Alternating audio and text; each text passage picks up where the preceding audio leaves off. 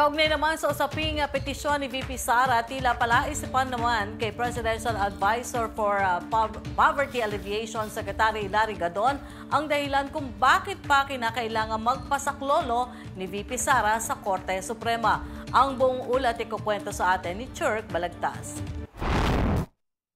Kinu-question naman ngayon ni Presidential Advisor on Poverty Alleviation Secretary Larry Gadon ang desisyon ni Vice President Sara Duterte na humingi ng saklolo sa Korte Suprema para pigilan ang kanyang impeachment trial. Sa kanyang pahayag, sinabi ni Gadon na nakakagulat na ang isang opisyal na nagsasabing hindi siya natatakot at handang harapin ang impeachment ay biglang humingi ng legal na tulong. Lingid sa ating kaalaman ay nag-file pala ng petition for certiorari and prohibition itong si VP Sara doon sa Supreme Court upang pigilan ang impeachment proceedings sa kanya. Bakit ganon? Akala ko ba siya ay hindi natatakot at wini-welcome niya ang impeachment proceedings na yan dahil sinasabi niya wala siyang kasalanan. Kaya ngayon nakakapagtaka naman na sa pag-file niya ito ay talagang palihin nilang i-final itong petition na ito at kung hindi pa nagsalita yung spokesman ng Supreme Court na totoo nga na nag-file ng petition si Vice President Sara Duterte sa Supreme Court ay hindi pa malalaman ng publiko. Ngayon,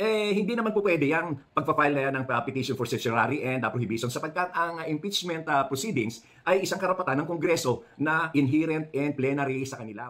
Sa tingin ni Gadon, mas mabuti kung mag-resign na lamang si Duterte upang makapagpatuloy siya sa kanyang mga plano para sa 2028 presidential elections. Kung matutuloy umano kasi ang impeachment at siya ay matatanggal, mawawalan siya ng pagkakataon na tumakbo sa hinaharap. Lingid sa ating kaalaman ay nag-file pala ng petition for certiorari and prohibition itong si VP Sara doon sa Supreme Court upang pigilan ang impeachment proceedings sa kanya. Bakit ganon? Akala ko ba siya ay hindi natatakot at wini-welcome niya ang impeachment proceedings na yan dahil sinasabi niya wala siyang kasalanan. Kaya ngayon nakakapagtaka naman na sa pag-file niya ito ay talagang palihin nilang i-final itong petition na ito at kung hindi pa nagsalita yung spokesman ng Supreme Court